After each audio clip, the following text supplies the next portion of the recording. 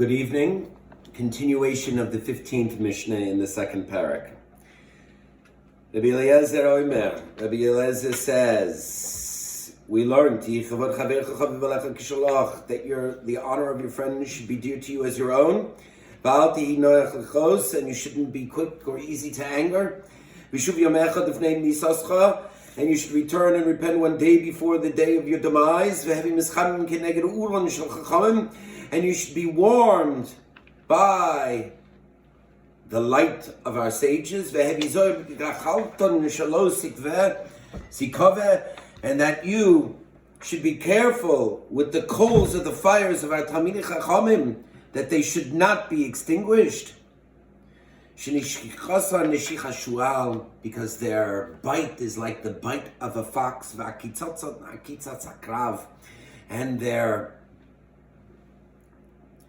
and their sting is like the sting of a scorpion, and their hiss is like the hiss of a serpent, dvrihem kegחלי, and all of their words are like burning coals of fire. So let's go through it.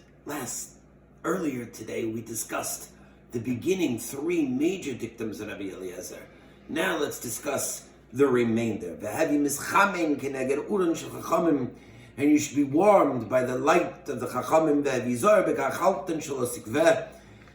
and you should be careful with the coals of their fire, that they should not be extinguished, or lest they burn you.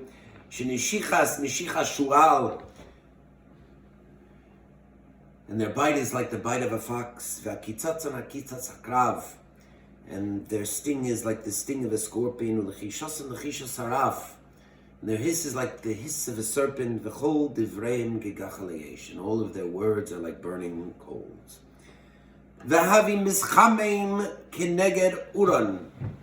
Be warmed by their light. It is insufficient to simply gaze at the light of Torah Talmidei Chachamim from afar, enjoying and basking in the light of Torah luminaries. Rather, you must draw near to receive their warmth. It's not sufficient to merely learn words of Torah from them. Rather, you must accompany them to learn from their actions. Like the Gemara in Brachos, Tav Zayin says, Godol shimushoy shel Torah yoser milimuda.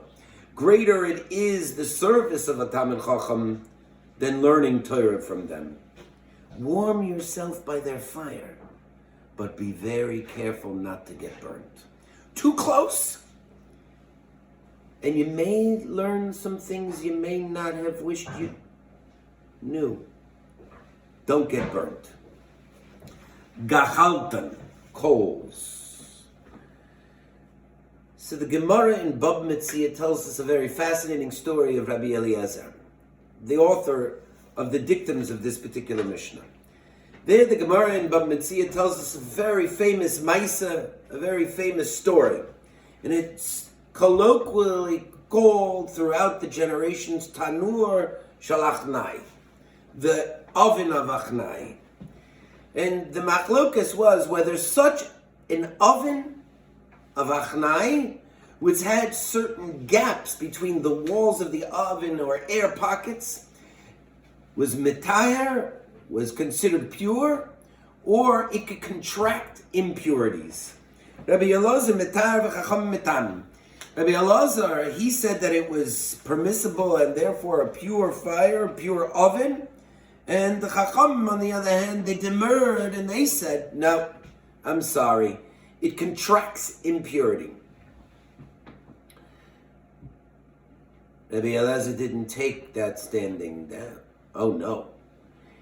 He announced, Im halacha kamoisi, if the law is like the way I paskin, the way I have delivered the judgment that it is tahor. He produced three miracles. One, he uprooted a tree, waters returned to their source, and then he announced, if the halacha is kamoisi, if the halacha is like me, let the walls of the Beis Medrash come tumbling down. But the walls didn't come tumbling down. And the reason why the walls didn't come tumbling down is because Rabbi Yoshua stopped it. And then comes along Rabbi Eliezer and he says, Im halacha kamoisi, if the law is like the way I said it was, mina shamayim yechichu, the heavens will prove it. Yotzasa bas kol mishamayim, a heavenly voice cried out from the clouds, the Omra Malocha Meitzah Rabbi Eliezer. What's your problem with Rabbi Eliezer? She'alocha kemoisei b'chol makom, that the law is like him in every place that he delivers his ruling. Omar Rabbi Yoshua stood up. The Omar lo bashamayim, it's not in heaven. Rather, Moshe kibel Torah miSinai. Moshe acquired the Torah from Sinai. He acquired it from heaven. But to whom was it given? It was given to man on earth to make the decisions. And therefore we cannot and we do not rely on Shamayim to paskin halacha. Man has the ultimate decision. He is the ultimate decider. No. Some say Rabbi Eliezer was properly chastised as a result of this particular incident. And some say he remained a little bitter as a result and this turn of events. Why?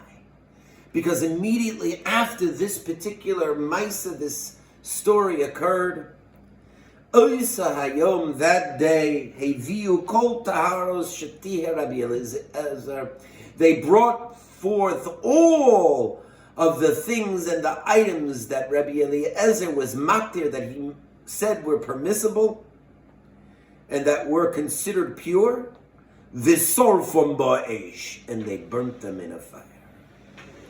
And then, because Rabbi Eliezer did not accept the da'as harov, the majority opinion, and he was on a certain level purush minat tzibur, they excommunicated him. V'sorfum ba'esh, they burnt them with fire. Having mischamein keneged uron shel chachamim, warm yourself by the fire and the light of chachamim, Rabbi Eliezer says. And what was this entire Maisa called? Tanor shel achnai. And in Aramaic, achnai is rendered in the English a snake. Comes along Rabbi Eliezer, and as the Mishnah continues and says, V'lichishasan lechishas saraf. Their hiss is like the hiss of a serpent. The Talmidei Chachamim, that's who we're talking about.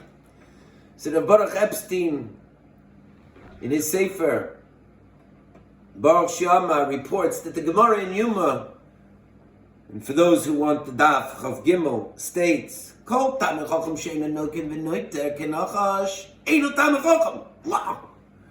Any Talmid Chacham that does not take revenge like a snake is not a Talmid Chacham. What's the meaning of this?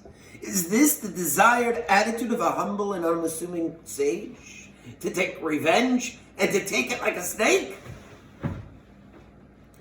The comparison to a snake denotes a limit to revenge. The Gemara in Avodah Zarah, Daf Lamed, states that the efficacy of the venom of a snake reflects three different things. One, it is most vile when the snake is young. Two, the venom's potency diminishes, however, when the snake ages. And three, when the snake is old, its venom is very weak. To this, Rav Baruch Epstein says, a scholar's revenge should parallel the lifespan of a snake. The longer the time from the actual incident, the less harsh should be the response of revenge. My father, Rabbi Yaakov Simcha Cohen, Zatzal, he adds on, according to tradition, the snake does not enjoy its food, which always tastes like the dirt of the earth. So, says my father, should be the revenge of a Talmid Chacham. His revenge should be serpent-like, in that he should derive no personal enjoyment over the matter. Rabbi, the first revelation to the first leader and manig of Klal Yisrael, to Moshe Rabbeinu, occurred at the burning bush. Hasne boer v'einenu ukal. The bush was burning, but it was not consumed. Hashem there instructs Moshe Rabbeinu, Shal na'alecha me'al raglecha. Remove your shoes from this place, because this is a holy place. Comes along the din of the Rebbe and says that na'al, shoe, is really Roshi Teves. It's really an acronym for nun, for na'al, nishichason, nishichas shual. That their bite, the Talmidei Chachamim's bite, is like the bite of a fox. Ayin, from na'al, from shoe, akitzotzon, akitzas akrav. And their sting is like the sting of a scorpion. And 3, based upon Rabbi Eliezer's dictum, lechishosan lechishas saraf. And their hiss is like the hiss of a serpent. Nechishosan is a nun, akitzan is an ayin, and lechishosan is a lamed, na'al. But the Mishnah concludes, Rabbi Say, v'chol dvreihem kegachali, and all of their words should be considered like burning coals. All the words of Torah are like burning coals. How so, I would like to suggest and ask. So I posit the following. Lefi aniyas daiti. The Medrash tells us that when Moshe Rabbeinu was in the palace of Pharaoh, when he was a young babe, Pharaoh's advisors feared that Moshe Rabbeinu would grow up to usurp the throne one day.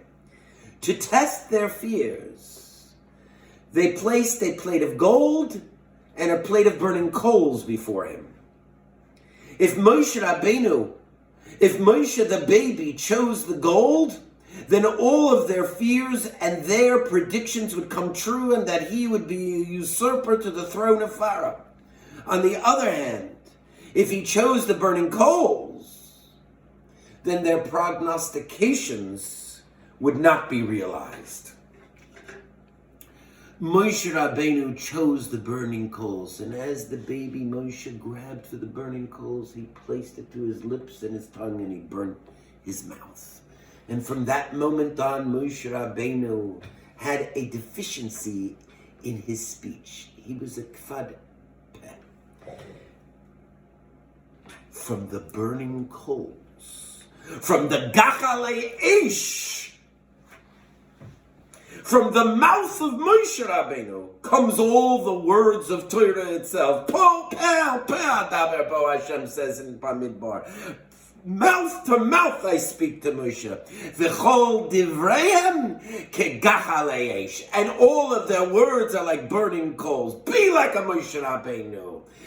Moshe Rabbeinu kibel Torah mi Sinai. Good night.